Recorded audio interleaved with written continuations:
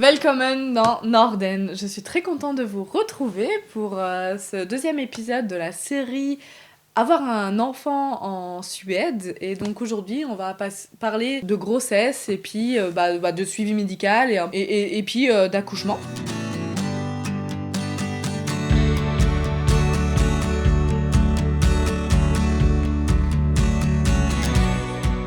Alors, avant de commencer, je fais quand même un petit warning, ça va surtout être mon expérience personnelle. Et aussi, dans ce que je vais raconter, c'est dans la condition d'une grossesse, on va dire, saine, qui n'a pas de problème particulier. Parce que bien sûr que si il y a le moins de petits problèmes médicaux, eh ben, il y a un suivi, vous allez voir pourquoi je dis ça, mais il y a un suivi qui est plus important, il y a plus de check-up, il y a plus d'échographie, enfin, voilà, là, c'est vraiment dans le truc, le forfait de base qui... lorsque tout se passe bien et qu'il n'y a pas de problème particulier, parce que moi, tout s'est très bien passé pendant la grossesse, j'ai pas eu de soucis particuliers. Donc voilà, c'est pour ça. Donc, en tout cas, s'il y a le moins de petits doutes, moins de petits trucs à faire, ils vont faire des examens supplémentaires. Alors pourquoi je dis ça ? Parce que en Suède, le suivi de la grossesse est beaucoup moins médicalisé qu'en France. Et il y a beaucoup moins de check-up, en tout cas surtout pour le début de la grossesse jusqu'aux 7-8 mois, beaucoup moins de check-up. Il n'y a que 2 échographies qui sont de base, programmées, j'allais dire obligatoires. Rien n'est obligatoire dans les examens médicaux, hein, et c'est pareil en France, rien n'est obligatoire, mais qui sont de base prévus où on ne paye pas. Et après, vous pouvez tout à fait en faire plus si besoin. Et pareil, s'il y a besoin d'un simple contrôle, ils vont en faire plus, il n'y a pas de souci. Mais en tout cas, dans le forfait, on va dire ça, les forfaits. Dans le forfait de base, il n'y en a que 2. Alors, donc voilà, comment ça se passe ? Vous apprenez que vous êtes enceinte. Alors déjà, même avant d'être enceinte, si jamais vous avez un projet, vous pouvez même prendre un rendez-vous avec la sage-femme pour juste discuter de votre projet. Alors un peu comme en France, hein, vous pouvez prendre un rendez-vous avec une sage-femme pour discuter de ça. Mais j'ai vu ça, que si jamais vous avez un projet, le moins de questions, comment ça se passe, tout et n'importe quoi, je sais que vous pouvez prendre un rendez-vous avec la sage-femme pour déjà juste de discuter de ce projet-là. Bon, ensuite, vous tombez enceinte, vous avez le test positif, et ben là, vous prenez rendez-vous avec la sage-femme pour le premier entretien, quoi, le premier contact. Et là, en fait, c'est là que ça avait été le plus surprenant. C'est qu'en France, quand vous tombez enceinte, généralement, vous prenez contact tout de suite avec la sage-femme ou le médecin ou le gynécologue. Et vous avez, généralement, dans les 2 semaines qui suivent, vous avez votre rendez-vous. Vous faites une prise de sang. Et en fait, j'ai l'impression qu'en France, c'est vraiment la prise de sang qui prime. Et alors qu'en Suède, pas du tout. Il n'y a pas du tout de prise de sang, c'est-à-dire que le premier rendez-vous, c'est entre 6 et 8 semaines. Donc vous tombez enceinte, vous le savez si vous le savez tout de suite, donc au bout de 2 semaines, et ben vous prenez rendez-vous et vous avez votre premier rendez-vous un mois plus tard, qui est que à 6-8 semaines. Parce qu'en fait, ils considèrent qu'avant, justement, la grossesse est encore à risque, il y a encore possibilité que la grossesse s'arrête, que en fait, il n'y a rien à voir, rien à dire au début, je pense que c'est pour ça. Et que le début, voilà, il n'y a pas de rendez-vous. Je trouve ça un peu dommage, parce que 8 semaines, moi c'était beaucoup. Hein. En fait, je dis ça parce que j'ai fait 2 grossesses ici, donc moi la première s'est arrêtée au bout de presque 3 mois. Et donc en fait, ça c'était vraiment le début, je venais d'apprendre à être enceinte, et là on prend rendez-vous 8 semaines plus tard. Et c'était beaucoup pour moi, je sais pas, on a plein de questions, alors...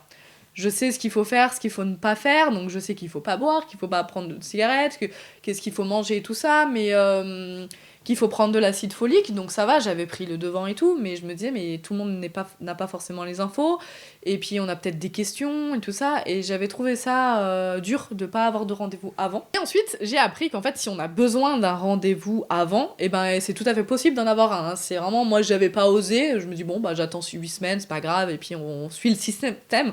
On venait d'arriver dans le pays, donc on n'a pas non plus envie trop de se faire remarquer. Moi, je suis les règles. Mais voilà, sachez que si jamais vous voulez un rendez-vous avant, ça c'est comme je disais, c'est le forfait, c'est 8 semaines. 6 à 8 semaines. Mais si vous, au bout de 3 semaines, vous ressentez le besoin d'avoir un rendez-vous, parce que là, je sais pas, il y a trop de questions, trop machin, vous pouvez tout à fait vous dire à la sage-femme, j'ai besoin d'un rendez-vous maintenant. Je pense pas qu'elle vous dira non, vous devez attendre, mais voilà. Je dis ça parce que par exemple, donc moi, première grossesse, c'est ce qui s'est passé. J'ai eu mon rendez-vous avec la sage-femme et ensuite, en fait, il n'y a eu pas de check-up. Vraiment, c'était juste discussion, comment ça va, avec le père, hein. Je pense qu'ici, en fait, c'est classique que les deux vont au rendez-vous médicaux parce que c'est aussi ancré dans le travail de devoir s'absenter pour aller à un rendez-vous médical et de retourner au travail. Enfin, c'est beaucoup plus facile qu'en France. Nous, on travaille, mon conjoint avait un job qui fait qu'il pouvait très bien s'absenter 1 heure, hop, il retournait travailler, enfin, ça posait pas de problème. Donc, on était allés tous les deux au rendez-vous, et en fait, c'était vraiment juste de la discussion. Et là, j'avais été surprise, j'avais trouvé ça dur parce qu'il n'y avait pas eu d'écho pour écouter le cœur. Alors, ça faisait déjà 6-8 semaines, donc le cœur battait déjà. Alors, il y a eu une prise de sang, et c'est tout. Et après, discussion, savoir comment on allait, comment ça se passait, tout ça, qu'est-ce qui va se passer. Et donc moi, j'avais beaucoup de nausées, je lui parle de mes symptômes, et à chaque fois, c'était « mais c'est normal, c'est normal, c'est normal ». Ah oui, d'accord, oui, mais quand même, c'est... Ok, c'est normal d'être ultra fatigué, d'avoir de la nausée ou de vomir, mais c'est quand même déroutant. Mais ici, ils sont très chill, en mode « mais c'est normal, ok, d'accord ». Mais voilà, ça, c'était la première grossesse, et j'avais ensuite mon écho programmé pour les 3 mois, l'écho des 3 mois. Et puis j'ai fait ma fausse couche genre peut-être 1 ou 2 semaines avant. Donc au final, la première écho, ça a été pour constater la fausse couche. Et ça, ouais, c'était un peu déroutant de pas avoir eu d'écho avant. Enfin, voilà, en tout cas, moi, ça s'est passé comme ça. Mais du coup, pour la deuxième grossesse, et ben là, je l'ai dit à la sage-femme, donc au rendez-vous, je lui ai écrit. Et en fait, on a eu le rendez-vous un peu plus tôt, et là, je lui en ai parlé, je lui ai dit que moi, j'avais trouvé ça dur de devoir attendre presque 12 semaines pour pouvoir avoir l'échographie. Et elle m'a prescrit une échographie à 5-6 semaines, pour déjà, moi, me rassurer. J'avais vraiment besoin d'être rassurée. Et aussi, elle a dit, vu que vous avez fait une fausse couche, peut-être qu'il y a aussi un risque. Et donc, elle m'avait prescrit d'elle-même, en fait, l'échographie, déjà pour voir si ça se passait bien. Et aussi parce que j'avais beaucoup de douleurs sur le côté. Beaucoup de crampes, et elle avait aussi un doute sur une grossesse extra-utérine. Donc je pense qu'elle voulait aussi tester ça pour être sûre, parce que là ça peut être dangereux. Mais j'avais pas vraiment de risque à part les crampes. En fait, j'avais que des crampes d'un côté. Et donc là, j'ai eu une écho à 5-6 semaines que je n'ai pas payé, que la sage-femme m'a prescrit. Tout se passe bien, ensuite continue, le rendez-vous des 3 mois, enfin l'écho à 12 semaines, classique, hein, comme en France. Moi, du coup, nous on allait dans un hôpital, à l'hôpital de Lund, mais vous pouvait très bien aller dans une clinique, vous pouvez très bien choisir de rester dans le public, aller dans la clinique privée, c'est pas beaucoup plus cher non plus, hein. En tout cas, nous on allait à l'hôpital pour faire l'écho au centre, là, au service où il y a les échos. Et après, il y a eu un rendez-vous peut-être au bout de 5 mois. En fait, voilà, ce que je disais, là, qui est pas médicalisé, c'est que c'est le premier rendez-vous, prise de sang. Oh, vous manquez de fer, prenez du fer, basta, on prend le poids. Et encore, elle m'a pris mon poids au bout de 2 mois, donc j'avais déjà pris un peu de poids. J'avais aucune idée de combien je pesais de base. J'avais mon poids de la première grossesse, où j'avais du coup pris un peu de poids aussi, parce que j'avais quand même été enceinte de 2 mois, donc peut-être pris 1 kilo. Ensuite, il y a eu Noël. Je rentre pas dans les détails. Et après, je retombe enceinte, et là, elle me reprend mon poids, mais qu'au bout de 2 mois. Donc, autant vous dire que j'ai aucune idée de mon poids de base. Mais bon, j'ai pas pris 5-6 kilos non plus en 2 mois, hein, mais je pense qu'il y a bien déjà eu 1 ou 2 kilos, j'en sais rien. Et donc voilà, et ça, après, prochain rendez-vous, c'est 5 mois, je crois. Donc là, la différence en France, où c'est rendez-vous tous les mois. Là, vraiment, c'est 3 mois, on a l'écho. On n'a même pas le rendez-vous avec la sage-femme, juste on a l'écho. S'il y a un problème avec l'écho, ils vont envoyer à la sage-femme, et là, ils vont contacter en disant, là, faut venir, il y a eu quelque chose, ça va pas. Si tout va bien, si l'échographe considère que tout va bien, hop, vous rentrez chez vous, elle vous donne les photos, vous êtes content, vous avez eu votre bébé, et puis tout se passe bien, quoi. Mais et sinon, rendez-vous, ouais, je crois que c'était à 5 mois pour prendre, m'a pas repris la prise de sang. On prend le poids et analyse d'urine pour checker les protéines dans les urines. Mais c'est tout. Et ensuite, pareil, la prise de poids. Alors à chaque fois, ça n'a jamais été une question. Juste, vous pesez. La balance, c'était même pas à côté de la sage-femme, parce que je sais que j'ai eu des témoignages de copines en France où le poids était une question. La sage-femme, ou la personne, en tout cas le médecin, vérifiait aux limites au-dessus, en mode vraiment voulait voir lui le poids. Et comme si déjà on allait mentir sur notre poids, alors peut-être qu'il y en a qui mentent, mais en Suède ils sont plus à nous faire confiance. Mais vraiment, je sortais des toilettes avec mon échantillon, la languette de l'analyse, j'avais fait mon analyse. Et même la sage-femme ne checkait pas mon analyse d'urine. Alors la première fois, je me retrouve avec la languette, je suis allée la voir en mode est-ce que c'est bon ça ou pas. Je suis pas sûre, j'en sais rien. Et une fois qu'elle m'avait elle m'a dit oui, ça c'est bon. Voilà, mais vraiment, je faisais mon test dans les toilettes. Je sortais, je me pesais, je retournais dans la salle. Et là, je lui disais les protéines c'est bon, mon poids c'est tant. Point. Elle prenait les infos et c'était fin de la discussion sur le poids. Je dis ça parce que j'ai eu des discussions en France avec là, maintenant, il y a peut-être 2-3 ans, de copines où le poids c'était une question. Et elle me dit ah bah là, ça va pas, ce trimestre-là, j'ai pris 3 kilos. J'étais en mode bah ça va, enfin, c'est pas comme t'as pas pris 30 kilos en 3 mois quoi. Donc ouais, non, des fois, en France, encore cette pression-là. En Suède, je suis pas sûre, parce que vraiment, le poids n'est pas une question, et c'est même... Ouais, c'est même malvenu déjà de demander combien on a pris en poids pendant la grossesse, chose qu'en France, on me demandait tout le temps, et j'étais en mode, qu'est-ce que ça peut vous faire ? Qu'est-ce que ça peut vous faire, en fait ? Qu'est-ce que ça va vous changer à votre quotidien ? Et je mentais sur ma prise de poids, parce que maintenant, je vais être honnête, parce que si jamais il y a ma famille qui regarde, j'ai pris 22 kilos. Et je pense, vu que je disais, je connaissais pas mon poids de base, hein, mais j'ai pris au moins 20 kilos. Et en fait, à chaque fois, je crois qu'à la fin, je disais 12 kilos max. Parce que quand je disais oui, j'ai pris. Là, je suis à 8 kilos, plus 8 kilos, parce qu'on me posait tout le temps la question. On me disait oh, bah ça va. Et je me disais, mais putain, en fait, si j'avais dit plus, ça voulait dire quoi ? Que j'allais me prendre une morale en mode ah, mais faut faire attention, blablabla, blablabla. Alors que je bougeais beaucoup, je faisais du sport, je mangeais sainement. Enfin, tu sais, voilà, il n'y a pas de. Je voyais pas comment ne pas prendre de poids. Enfin, l'éviter, en fait, je pouvais rien faire de plus. C'est juste le corps qui prenait, je gonflais, enfin voilà, c'est comme ça. Mais vraiment, on me dit ah, bah ça va. Et je me disais, putain, heureusement que je dis pas la vérité. Parce que, ouais, je pense que si j'avais dit 22 kilos, on m'aurait dit ah ouais, quand même, mais t'as pris beaucoup, non ? C'est pas ouf. Hein, voilà, on m'aurait fait des réflexions, alors que moi, je serais en mode mais moi, de base, j'étais bien, en fait, pourquoi vous me dites ça ? Et donc, ouais, je mentais en France, parce que j'avais pas envie qu'on me prenne la tête avec ça. Alors qu'ici, vraiment, la sage-femme, elle me prenait mon poids, elle me disait ok, bon, point, fin de l'histoire, elle m'a jamais commenté. Une fois, je lui ai demandé, du coup, je dis ça va, j'ai pas trop pris, parce que je vois bien que je prends du poids beaucoup. Enfin, je vois bien que quand même j'étais dans la moyenne, bien au-dessus. Elle me disait, ah non, non, mais ça arrive, c'est classique, c'est normal, vous avez pas pris trop. Elle me disait, en fait, on veut juste voir que en 2 mois, vous prenez pas d'un coup beaucoup. Mais en fait, moi, c'était régulier ma prise de poids. C'était vraiment le premier trimestre, je crois que j'étais déjà à plus qu'à 5-6. Donc en fait, c'était vraiment régulier. Et elle m'a dit, tant que vous prenez pas en 2 mois, pouf, plus 8 kilos, c'est que là, il y a un problème. Mais sinon, ça allait, quoi. Elle m'a dit, non, non, tant que ça va, je pouvais marcher, je pouvais bouger. Enfin, voilà, j'étais... Donc ouais, non, là, déjà, la prise de poids, c'est une grosse différence par rapport à la France. Ou en tout cas, je pense que ça change un peu en France, mais il y a encore du progrès quand j'en discute autour de moi. Et j'avais discuté avec 2 Suédoises qui étaient aussi enceintes et j'en avais demandé, j'aurais dit, mais est-ce que on vous pose la question de combien de votre poids, en fait, combien vous prenez pendant la grossesse ? Et ça les avait choquées. Mais regardez en mode, mais non, genre, pourquoi on me poserait cette question ? C'est hyper mal poli, ça se fait pas. Et j'étais en mode... Enfin, vous voyez, ça leur aurait même pas venu à l'idée qu'on puisse leur poser cette question-là, alors que nous, en France, c'est vraiment la question de base. Dès que je sortais dès que j'appelais ma famille, c'était genre, alors, t'as pris combien en poids ? Et je suis là, genre, mais qu'est-ce que ça vous fait, en fait ? Mais bref. Mais voilà, c'est la grosse différence. Et donc là, on est au 5e mois. Donc là, on a déjà eu que 2 rendez-vous. Hein. Et 1 ou 2 échos s'il y a besoin de... Voilà, s'il y a besoin. Et ensuite, vous avez votre test de glucose, qui est pas obligatoire. La plupart le font, je pense, mais vraiment pas obligatoire si elle vous demande si vous voulez le faire, si vous voulez savoir. Donc, test de glucose, je pense que c'est comme en France. J'ai la petite boisson, j'avais une boisson sucrée, très très sucrée, où il faut boire rapidement, en moins de 5 minutes. Et après, vous restez 2 heures. Enfin, vous prenez la prise de sang avant, vous buvez votre boisson, vous restez 2 heures et vous reprenez la prise de sang 2 heures. Si tout va bien, tout va bien. S'il y a un problème, ils font plus de check-up. Moi, tout s'est bien passé. J'étais dans une petite salle où il y avait des lits un peu allongés. Et en fait, on prend la petite boisson et après, je suis restée comme ça 2 heures à m'endormir. Et puis après, la sage-femme revient au bout de 2 heures en mode faut refaire la prise de sang. Et puis voilà, le rendez-vous est fait. Et ensuite, il y a l'échographie de morpho qu'on appelle la T2. Qu'on appelle ici, c'est à 20 semaines. C'est comme en France, c'est à peu près comme en France, je crois, c'est à 20 semaines ici, donc je pense que c'est à peu près pareil. Et écho de morpho, pareil, pour voir si tout va bien, hein, si ils checkent tout le bébé de A à Z. Là, on peut vérifier le genre du bébé.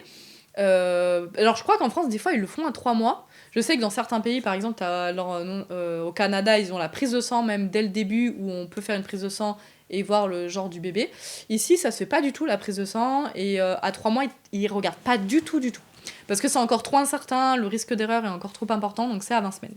Nous, on l'avait pas. Alors, on a voulu vérifier le genre, mais le bébé a jamais coopéré. Donc, il était toujours de dos quand il a fallu commencer à regarder ça. Il a jamais voulu montrer. Donc, au final, mon conjoint, lui, voulait pas savoir de base. Donc, à la fin, on s'est dit, bon, bah, c'est pas grave, le bébé veut pas montrer, et ben, il montrera pas, et on saura pas. Et on a gardé, au final, le secret jusqu'à la fin. Et au final, c'était cool. Mais voilà, il y a la possibilité de savoir. Et si jamais vous pouviez pas le savoir à 20 semaines, vous pouvez très bien refaire une échographie un peu plus tard et puis bah là redemander si vraiment vous voulez le savoir. Mais voilà, donc après l'écho à 20 semaines, après vous avez un rendez-vous avec la sage-femme pour bah, checker aussi si tout va bien, bah, si, voilà, si tout allait bien, si ça va pas, bah, vous refaire des échos, des check-ups. Et ah oui, il y a aussi le test de la trisomie qui est comme en France, la prise de sang là au début quand vous êtes enceinte de 2-3 mois, 2 mois je crois, il y a la prise de sang, si il y a un risque, je crois qu'ils calculent le risque, je sais plus si c'est à la T1, à la T2, bah, la morpho ou à 3 mois de grossesse, je sais plus à quel écho ils vérifient si tout va bien pendant l'écho, et puis s'il y a un risque, ils calculent le risque, et s'il y a le risque, bah voilà, après, nous il n'y avait pas du tout de risque et tout, donc je sais pas plus, mais c'est à peu près, là pour le coup c'est à peu près comme en France.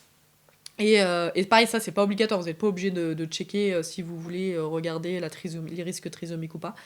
Et donc voilà, donc là, deuxième trimestre, vous avez votre écho de morpho, tout va bien, je l'espère pour vous, le bébé grandit bien, tout, voilà, vous êtes à 5-6 mois de grossesse. Là, vous allez commencer à avoir un peu plus de rendez-vous médicaux, je crois qu'il y en a un à 7 mois, et là, à partir de 7 mois, ça va s'accélérer, vous allez en avoir tous les 15 jours, puis après, vers la fin, toutes les semaines. Et ensuite, l'écho de troisième trimestre, où en France, vous l'avez aussi dans le forfait de base, là, comme je disais. Ici, on l'a pas. C'est-à-dire que vous avez plus d'écho. À 20 semaines, c'est fini.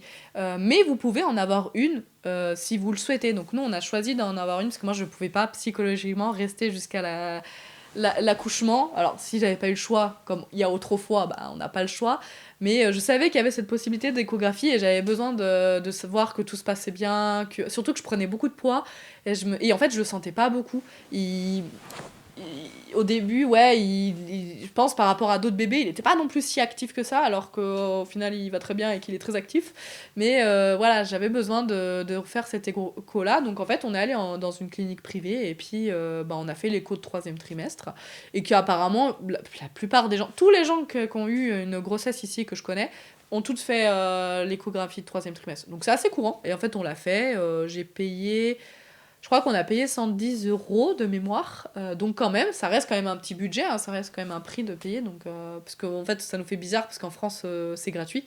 Mais bon, ça valait le coup, on n'a pas arrêté, on a eu les images, tout allait bien. Et puis, on a eu aussi les images en 4D. Pareil, à 20 semaines, on a eu les images en 4D. Donc ça, c'était cool. Et ça, on n'avait pas payé. Et après, bah là, on a les rendez-vous toutes les semaines, tous les 15 jours, puis toutes les semaines avec la sage-femme. Elle mesure le ventre, elle écoute pas tout le temps le cœur, donc parce que je pense que ça dépend vraiment de la sage-femme, du lieu, de comment ça se passe. Moi, je le sentais, donc il bougeait, donc tout allait bien. Et voilà, donc là, prise de sang de temps en temps, de mémoire, c'était pas à chaque fois, mais toujours analyse d'urine et puis check du poids. Et discussion avec la sage-femme. On prévoit aussi le plan de naissance. Donc là, elle nous avait dit, bah, si vous voulez faire un plan de naissance, qu'est-ce que vous voulez ? Péridurale ou pas péridurale ? Bah, déjà réfléchissez si vous ne savez pas. Voilà, quel type d'accouchement vous souhaitez. Bah, puis si on a des inquiétudes, et ils sont beaucoup aussi dans la psychologie, et ils demandaient beaucoup aussi, elle demandait beaucoup au père, au conjoint. Comment il allait. Donc moi, souvent, quand j'allais aux toilettes ou quand j'allais me peser, le temps que je fasse ça, bah, en fait, elle discutait avec mon conjoint de savoir comment lui ça allait, comment lui se sentait, comment, par rapport au fait d'aller devenir papa, est-ce que lui réalisait, est-ce que machin, enfin, je sais pas exactement de tout ce qu'ils discutaient, mais il était inclus dans la conversation, il n'était pas juste là à attendre que tout se passe bien. Et donc voilà, après elle mesurait, bah voilà, si tout va bien. Si tout va pas bien, bah elle prescrit un rendez-vous avec l'hôpital. Il y a eu une fois où j'ai pas senti, je le sentais plus beaucoup pendant presque une journée, enfin pendant longtemps, parce que du coup elle nous avait dit, bah si vous sentez pas pendant bien une bonne après-midi, ou même une journée, vous appelez l'hôpital, enfin voilà, en tout cas il faut aller faire un check-up. Et j'y suis allée une ou deux fois même, je sais même plus, une fois. Où là, je le sentais plus beaucoup bouger, j'ai appelé, je suis allée à l'hôpital, ils ont fait un check-up pour savoir le cœur du bébé, où je suis restée une bonne heure allongée avec le monitoring où ils ont écouté. Ils ont regardé aussi les mouvements du bébé pour savoir s'il bougeait ou pas, et puis voilà, en tout cas ils ont fait le check-up. Donc voilà, donc on n'a pas autant de rendez-vous médicaux, mais par contre, la petite inquiétude, le moindre truc, ils sont à l'écoute. S'il y a besoin, ils vont nous dire, bah oui, là, il faut checker. Sinon, ils vont nous dire, tranquille, tout va bien, il n'y a pas de souci. Si vraiment on est trop inquiet, alors que tout va bien, il n'y a pas de souci, eux, ils considèrent que tout va bien. Mais moi, je suis là, genre, non, mais là, ça va vraiment pas, tout va pas, voilà, tout ça. Ils vont dire, bah ok, écoutez, venez, là, vous pouvez, ou peut-être venez que demain.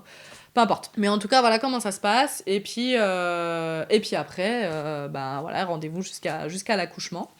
Il n'y a pas de... En tout cas, moi, et je pense que ça c'est général, il n'y a pas de contrôle du col jusqu'à l'accouchement. C'est-à-dire que... parce qu'ils considèrent ça comme invasif. Alors qu'en France, tout le monde n'a... C'est pas le cas de tout le monde, mais j'ai eu des témoignages d'une copine qui m'avait dit, j'étais rentrée de mon rendez-vous de 4-5 mois, et elle m'avait dit, ah, t'es ouverte à combien, enfin ça va, le col et tout. J'étais genre, bah elle a pas checké. Et elle me dit, ah ouais, et en fait, elle avait été checkée à chaque rendez-vous. Et moi, je trouvais ça hyper invasif, parce qu'en fait, au début, à moins d'avoir aussi d'autres signes, même si on est ouvert 1-2, ça veut pas dire que l'accouchement va arriver, quoi. Mais du coup, moi, j'ai pas eu de contrôle check du col jusqu'au 9e mois. Et ça, je crois que vraiment ici, ça se fait pas trop. Parce que même à partir de 9 mois, ils le font pas tout le temps. Parce qu'ils considèrent que c'est un peu invasif, qu'il y a un risque. Enfin, ils aiment pas trop, quoi. Ensuite arrive la fin. Et là, il faut savoir, parce que je ne le savais pas, que en fait, la date de terme n'est pas le même que la date du terme en France.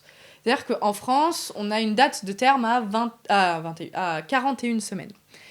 Il faut savoir qu'en Suède, c'est 40 semaines. Parce que moi, je me suis fait avoir. C'est-à-dire que moi, j'avais mon terme le 14 octobre. Et bah, du coup, dans ma tête, comme en France, je savais que généralement, on a la date de terme et on accouche au maximum. Ils déclenchent 4-5 jours plus tard. Ils vont déclencher au bout d'un moment parce qu'après, au bout d'un moment, il faut accoucher parce que bah, voilà, ça présente trop de risques. Et donc, je savais que dans ma tête, c'était 4-5 jours plus tard. Donc, moi, dans ma tête, 14 octobre, je pensais accoucher maximum 19-20 octobre. C'était mon grand max. Et donc, psychologiquement, jusqu'à début octobre, je pensais que c'était mon max 20 octobre, quoi, que j'allais pas aller plus loin. Et vous la voyez venir. Et en fait, je fais un concours au labo avec mes collègues, un peu, on fait ça en France. Ici, ça se fait pas du tout. Hein. Et je me suis dit, bah, je vais le faire et tout, ça va amuser. En plus, on connaissait pas le genre, donc en fait, les gens devaient deviner la date d'accouchement, le sexe et potentiellement un prénom. Donc voilà, on met ça, et il y avait une personne qui avait mis 23 octobre.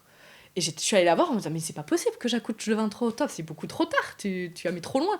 Elle me dit, mais si c'est possible, tu peux accoucher même jusqu'au 26-27. Et là, imaginez, moi, je suis dans mon 9 mois et demi, là, je suis à 38 semaines, et j'en peux plus, j'ai envie d'accoucher, on en a marre à la fin. Et je les regardais en mode, quoi ? Mais non, et vraiment, ça m'a fait un choc, j'étais en mode, attends, mais je peux encore avoir une semaine de plus. Et j'avais pas capté, en fait. Enfin, après, c'était logique, parce que je sais à combien de semaines je suis, et je sais que jusqu'à combien je peux aller. Mais en fait, quand on vous dit au 14 octobre, dans ma tête, j'allais aller jusqu'au 18, 19... Et effectivement, j'en ai parlé à la sage-femme, elle m'a dit, ah oui, on déclenchera vers le 26 octobre. C'est-à-dire, si tout va bien avant, enfin voilà, ça sera... Donc voilà, c'est à savoir que la date de terme, ici, quand ils donnent la date de terme, c'est pas le même terme qu'en France. Et ça change pas grand chose à la grossesse, hein, mais voilà, c'est juste à savoir. Et donc après, pareil, il déclenche du coup à la même période. Enfin, moi, du coup, j'ai eu mon terme, tout allait bien. On a le check-up. Si tout va bien, on revient la semaine d'après. Donc en fait, admettons, le terme c'est le lundi, on revient le lundi d'après, donc le terme français. Et ou le jour d'après, quoi, et là il recheck, et si tout va bien, bon bah on revenait dans 1 ou 2 jours, et si tout va bien, revenez dans 1 ou 2 jours, et là au bout d'un moment, au bout d'un moment, faudra déclencher, hein, donc si rien ne se passe, et après, bah, suivant comment ça se passe au niveau de l'ouverture, de tout ça, le déclenchement est différent. Et donc voilà, moi ça s'est passé comme ça, et j'ai été déclenchée effectivement, parce que là j'ai jamais accouché. Enfin si, ça s'est jamais déclenché. Donc moi j'ai fini par être accouchée, donc je suis vraiment allée au plus loin, du plus loin, et vraiment j'en pouvais plus, et j'en avais marre. Mais là ça aurait été pareil en France, hein, les dates au niveau du déclenchement c'est à peu près comme en France, je pense. Surtout si tout se passe bien. Enfin, moi, vraiment, il n'y avait aucun avant-coureur, tout allait bien, aucun problème. Donc voilà, ça s'est passé comme ça au niveau de la grossesse. Je pense que de manière générale, c'est Globalement, le suivi et de manière générale, c'est un peu près le forfait. Après, voilà, s'il y a des problèmes particuliers, s'il y a besoin de plus de check-up, ils vont plus regarder sans avoir à ce qu'on ait à payer. Par contre, si vous voulez, vous, des check-up en plus, il est possible de faire plus de déco ou voilà, des prises de sang aussi. Moi, j'avais demandé à faire la toxo, alors qu'ici, ils ne regardent pas du tout la toxo. Et du coup, la première grossesse, je savais pas si j'étais immunisée contre la toxo. Parce qu'en fait, ici, dans l'alimentation, il n'y a pas vraiment de risque, parce qu'on mange pas de la viande, il n'y a pas de viande rouge, les légumes sont tout le temps lavés, que partout, donc en fait, il y a pas vraiment, c'est pas une question, ils s'en foutent. Et quand moi, j'avais demandé à la sage-femme à la deuxième fois, parce que je savais que j'allais venir en France, alors, dans tous les cas, je mangeais pas de viande rouge, parce qu'il y a aussi d'autres risques que la toxo, mais je sais pas, je vivais avec j'ai des chats, et en fait, je pense que c'est pour ça qu'en France, on fait une focus sur la toxo, alors que ça change pas grand chose de le savoir ou pas, parce que dans tous les cas, la viande rouge, on peut pas la manger pour la listeria. Cultiver, généralement, bon, voilà, c'est moi, je faisais beaucoup de jardin, et donc il y a un risque. Les légumes, en fait, dans tous les cas, on les lave, donc normalement, on est censé, donc en fait, voilà, ici, c'est pas tellement une question. Et du coup, je lui avais demandé si je pouvais me faire immuniser contre la toxo. Et parce que j'avais des chats, parce que j'allais potentiellement faire beaucoup de jardin et que j'avais besoin de savoir. Et qu'en fait, tout le monde me demandait en France, alors t'es immunisée contre la toxo? C'était vraiment la question, genre, mon poids et la toxo. Et j'étais en mode, mais j'en sais rien en fait. Déjà, le poids, j'en sais rien parce que je me suis toujours pas pesée. Et j'étais genre, la toxo, j'en sais rien. Puis au bout d'un moment, je dis, bon, allez, je vais demander. Et en fait, les gens me stressaient plus que moi, alors que moi, j'étais en mode, je m'en fous. Et, euh, et donc j'ai été positif. Alors c'est drôle parce que donc j'ai été positive au test, donc en fait j'ai été immunisée. Et ils ont paniqué. La sage-femme m'appelle en me disant oui, c'est juste que vos résultats sont positifs. On va faire une autre prise de sang. J'ai contacté le médecin parce qu'il m'a dit que là il avait un peu peur qu'en fait ils avaient peur que je sois malade là maintenant que j'ai la toxo au moment où ils ont fait le test. Et donc là ça peut être dangereux pour le bébé, ça peut créer une fausse couche. Et donc, ils m'ont fait refaire une prise de sang pour regarder mes anticorps au bout d'1 ou 2 semaines pour savoir si en fait c'était juste de l'immunité. Et, euh, et ensuite, j'étais encore positive, donc ils ont envoyé mes échantillons, les résultats aux médecins, au service de toxologie de l'hôpital. Donc moi, j'étais dans le petit service le petit endroit, centre de santé, là où il y avait centre médical, sage-femme de mon village, quoi. Donc vraiment, ils ont envoyé à l'hôpital avec le centre de toxo, où le médecin a regardé les analyses en mode ah ouais, c'est pas normal. Et bref, et donc au bout d'une semaine, ils m'ont rappelé en mode oui, donc le médecin, allô, machin, m'ont dit que c'était bon. En fait, vous devriez normalement. Vous devriez être on suppose que vous êtes immunisé parce que vous allez très bien, il n'y a pas d'autres symptômes, donc ça devrait le faire, mais on va quand même surveiller. Et moi j'étais en mode non mais moi je suis juste immunisée, hein, c'est bon, c'est juste positif. En France on aurait juste fait la prise de sang, positif, point barre, voilà, on sait que vous êtes positif, ça changera pas grand chose au quotidien, mais juste les gens sont moins stressés. Mais donc ouais, je sais pas, mais c'est vrai qu'au final ça change pas grand chose parce qu'on doit quand même pas manger de viande rouge pour d'autres risques. Mais voilà, moi en tout cas, moi j'étais rassurée, j'étais positive. Comment ça se passe? Parce que l'école c'est à partir de 6 ans, donc il y a aussi pas mal de différences. En tout cas, j'espère que ça vous a intéressé, peut-être que ça vous a aidé si jamais vous êtes enceinte, que vous allez venir accoucher en Suède. En tout cas, je vous souhaite une bonne journée et une bonne semaine, et moi je vous dis à très bientôt. Heido!